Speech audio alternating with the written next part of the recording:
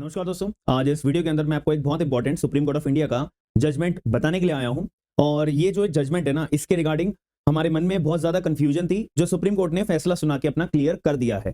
एक सिंपल शब्दों में सुप्रीम कोर्ट ऑफ इंडिया ने एक बात क्लैरिफाई करी है कि अगर कोई भी मामला लोक अदालत के अंदर कॉम्प्रोमाइज होने के लिए जाता है और लोक अदालत के अंदर अपना अवार्ड पास हो जाता है, कॉम्प्रोमाइज हो जाता है, अब उसके बाद में मुझे पता लगता है कि यार मैंने जो लोक अदालत के अंदर कॉम्प्रोमाइज करा है और लोक अदालत ने मेरे को जो अवार्ड पास करा है, यार मैंने वो गलत कॉम्प्रोमाइज कर लिया, या फिर मुझे लगता है कि यार मेरे साथ ना फ्रॉड हुआ है और मेरे को डराया धमकाया गया था, इस वजह से मैंने कॉम्प्रोमाइज करा और लोक अदालत ने अपना अवार्ड पास कर दिया।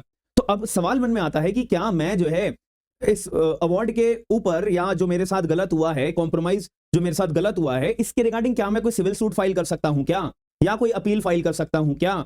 कि लोक अदालत के अवार्ड की अगर अपील फाइल करनी है, क्या पॉसिबल है?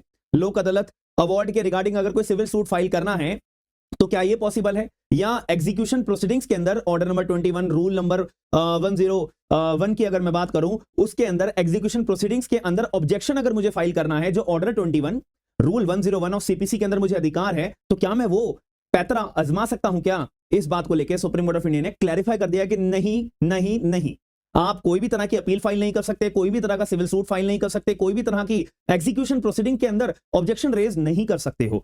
जजमेंट का नाम आप देख लीजिए, Dilip Mehta versus Rakesh Gupta and others, 2025 का लेटेस्ट अभी ये सुप्रीम कोर्ट का जजमेंट है, याद रखिएगा। अब आपके दिमाग में आ रहा होगा कि सर एक बात बताओ यार, आपने जो एक ये पॉइंट रेज करा है कि लोक अदालत के अंदर जो अवार्ड पास करा जाता है कॉम्प्रोमाइज हो जाने के बाद, वो अगर मुझे बाद में पता लगता है, मुझे रिग्रेट होता है, या मेरे साथ फ्रॉड होता है, कोजन होता है, या मेरे साथ डराया धमकाया जाके अवार्ड पास होता है, तो उसकी सर कोई ना कोई रेमेडी तो होनी चाहिए। आपने तो मना कर दिया है, सुप्रीम कोर्ट ऑफ इंडिया ने तो मना कर दिया, भैया कोई अपील नहीं है, कोई सिविल सूट नहीं है, या कोई भी एग्जीक्यूशन प्रोसीडिंग के अंदर ऑब्जेक्शन नहीं है, तो ऐसे तो गलत बात हो जाएगी। तो यहाँ पे सुप्रीम कोर्ट ने इसका एक सिंपल सा सॉल्यूशन दिया है। यहाँ पे बोला है कि भाई आपके पास केवल एक ही अधिकार है, क्या सीधा हाई कोर्ट को अप्रोच करोगे, आर्टिकल नंबर 227 का इस्तेमाल करते हुए आप हाई कोर्ट की जो एडवाइजरी अपनी सुपरवाइजरी जो अपनी जुरिडिक्शन होती है, ठीक है, इसके लिए वैसे तो मैं अपने शब्दों में बताऊं जो लोकली होता है, इसके लिए आर्टिकल नंबर 227 केवल फाइल करी जाती है मिसलीनियस पिटीशन के तौर पे, ठीक है, मिसलीनियस पिटीशन के तौर पे इसको फाइल करा जाता है, जिसको हाई कोर्ट के पास अपनी बहुत ज्यादा पावर होती है आर्टिकल नंबर 227 के अंदर। उसमें honourable supreme court of India ने बोला है कि जो सुपरवाइजरी जुरिडिक्शन होती है हाई कोर्ट के पास, आपके पास केवल यही रेमेडी है और कोई रेमेडी नहीं है, दैट्स इट। अभी सवाल आया क्यों था अभी रिसेंटली? कोई ना कोई तो रीजन हुआ होगा जिसमें honourable supreme court of India को यह बात अपनी क्लैरिफाई करनी पड़ी। In the case of Dilip Mehta versus Rakesh Gupta and others, वही बात थी कि इनका आपस में लोक अदालत के अंदर अपना मामला चल रहा था कॉम्प्रोमाइज के लिए, कॉम्प्रोमाइज हो गया और अवार्ड पास कर दिया। अब एक पार्टी को लगा कि यार ये जो लोक अदालत ने अवार्ड पास करा है ना, यार इसमें झोल है, इसमें गड़बड़ी है, यानी कि मेरे साथ या तो फ्रॉड हुआ होगा, या तो मुझे डराया धमकाया गया होगा, या मुझे पछतावा हुआ होगा कि यार मैंने गलत कर लिया यार, अपना अवार्ड के कॉम्प्रोमाइज और अवार्ड मेरे खिलाफ जो आ गया गलत है। तो ऐसे केस में जो जिसके फेवर में अवार्ड गया है वो कहां जाएगी, आप लोग मुझे बताओ। मान लेते हैं ए नाम का व्यक्ति, मैं थोड़ा स्पेस यहाँ पे ले लेता हूं ताकि आपको एग्जाम्पल के रूप में समझाना आसान होगा। प्रैक्टिकल लाइफ में एग्जाम्पल काम आते हैं, याद रखना। बहुत सारे लोग होंगे जो इस परेशानी से जूझ रहे होते हैं और सॉल्यूशन मांगते हैं वकीलों से, तो मैं आपको इसका सॉल्यूशन एग्जाम्पल के रूप में देता हूं, ठीक है।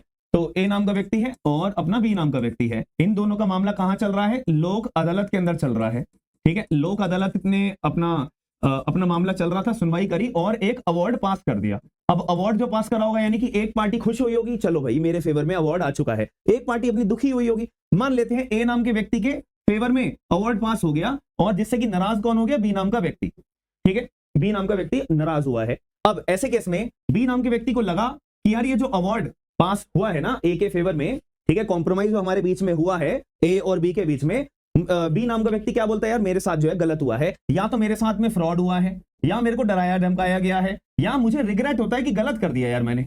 तो बी नाम का व्यक्ति ना तो अपील फाइल कर सकता, ठीक है, सुप्रीम कोर्ट ऑफ इंडिया ने ये बोल दिया अपील नहीं फाइल कर सकते, ठीक है, और आप जो कोई सिविल सूट फाइल नहीं कर सकते, कोई सूट फाइल नहीं कर सकते, और आप एग्जीक्यूशन जो प्रोसीडिंग चल रही होंगी उनमें कोई ऑब्जेक्शन रेज नहीं कर सकते, ये तो मना कर दिया। अब ए नाम का व्यक्ति दूसरी तरफ क्या करेगा? वो इस अवार्ड के लिए कहां जाएगा? भागा भागा एग्जीक्यूशन प्रोसीडिंग्स कराने के लिए जाएगा कि साहब मैं आपके पास एग्जीक्यूशन प्रोसीडिंग्स के अंदर आया हूं, क्योंकि जो मेरा अवार्ड लोक अदालत में पास हुआ है ना, वो मेरे फेवर में जो हुआ है वो आप एग्जीक्यूट करिए, कि जो अवार्ड के अंदर लिखी हुई फला फला अमाउंट हो या कोई भी एग्रीमेंट हो या कुछ भी कॉम्प्रोमाइज हो, वो मुझे दिलाओ भाई। तो अब ए नाम का व्यक्ति एग्जीक्यूशन प्रोसीडिंग में चला गया। तो ऐसे केस में बी नाम का व्यक्ति कहां चला गया था? सीधा हाईकोर्ट के पास चला गया था कि हाईकोर्ट साहब, ये जो लोक अदालत का अवार्ड है ना, इसके अंदर झोल है, मैं आपके सामने अपना मामला आया हूं कि देखो भाई, ठीक है, इस मामले को देखो, अवार्ड के अंदर जो ये अवार्ड पास करा है इसको आप रिवर्स करिए। ठीक है, हाईकोर्ट ने क्या करा था? बी नाम के व्यक्ति को बोल दिया था, भगा दिया था क्या बी नाम के व्यक्ति, तुम्हारी सुनवाई मैं नहीं करूंगा। अरे भाई, तुम्हारी एग्जीक्यूशन प्रोसीडिंग चल रही है, तो बी नाम के व्यक्ति अपना रोना लेके तुम एग्जीक्यूशन प्रोसीडिंग के पास जाओ ना, कोर्ट के पास जाओ ना, जो एग्जीक्यूशन प्रोसीडिंग जहां पे चल रही है, तो आप वहां जाइए, order number 21 rule number 101 CPC का इस्तेमाल करते हुए आप वहां जाओ। मेरे पास क्यों आ रहे हो? हाईकोर्ट के पास क्यों आ रहे हो? ठीक है, तो ऐसे केस में हाईकोर्ट ने इस बी नाम के व्यक्ति की बात को सुनने से मना कर दिया था कि नहीं भाई, मैं नहीं सुन रहा तुम्हारी, मैं तुम्हारी रिट पिटीशन को एंटरटेन नहीं करूंगा। तो अब इस बात को लेकर बी नाम का व्यक्ति कहां चला गया था? Supreme court of India. तो सुप्रीम कोर्ट ऑफ इंडिया ने बोला कि भाई कोई अपील नहीं, कोई सूट नहीं, कोई एग्जीक्यूशन, ये जो हाई कोर्ट ने बोला था ना कि एग्जीक्यूशन प्रोसीडिंग में ऑब्जेक्शन रेज करने के लिए जाओ, तो यहाँ पे सुप्रीम कोर्ट ने मना कर दिया। एक प्रैक्टिकली बात बताओ, एग्जीक्यूशन प्रोसीडिंग का काम क्या होता है? कि मैं एग्जीक्यूटिंग कोर्ट का ऑफिसर हूं, जज हूं, तो मेरा काम क्या होगा? मेरा काम केवल इतना होगा कि जो अवार्ड पास हुआ है या जो कोई डिग्री पास हुई है उसको एग्जीक्यूट कराऊं। अब मैं ये चीज को चेक नहीं करूंगा कि क्या वो अवार्ड सही है गलत है, क्या वो डिग्री सही है गलत है, यार फिर तो मैं ट्रायल कोर्ट ही बन जाऊंगा ना, सीधी सी बात है। तो honourable supreme court of India ने भी यही बोला था। तो इसलिए फिर सुप्रीम कोर्ट ने बोला कि बी नाम के व्यक्ति, भाई तुम्हारा केस हम दोबारा हाईकोर्ट के पास ही भेजते हैं, एज पर आर्टिकल 227 के तौर पे हाईकोर्ट को आपकी सुनवाई करनी पड़ेगी। That's it, I rest my case. ठीक है, तो ये honourable supreme court of India ने ये बात बोली थी। तो आप लोगों को जो भी परेशानी हो, कोई भी डाउट हो, कमेंट बॉक्स के अंदर अपने पिन जरूर करिएगा, और मेरे माध्यम से जो आपको ये जजमेंट समझाया गया है और जो honourable supreme court of India की बात तक आप तक पहुंचाई गई है, अगर वो सीधे शब्दों में आपको समझ में आई है तो वीडियो को लाइक शेयर सब्सक्राइब जरूर करिएगा। और आपके मन में जो भी कोई क्वेरी हो वो एक बार आप मुझे कमेंट बॉक्स के अंदर बताइएगा, और आपको अगर मुझसे कोई कांटेक्ट करना हो तो सारी डिटेल्स डिस्क्रिप्शन बॉक्स के अंदर आपको अवेलेबल होगी। हम मिलते हैं नेक्स्ट वीडियो के अंदर। थैंक यू, धन्यवाद।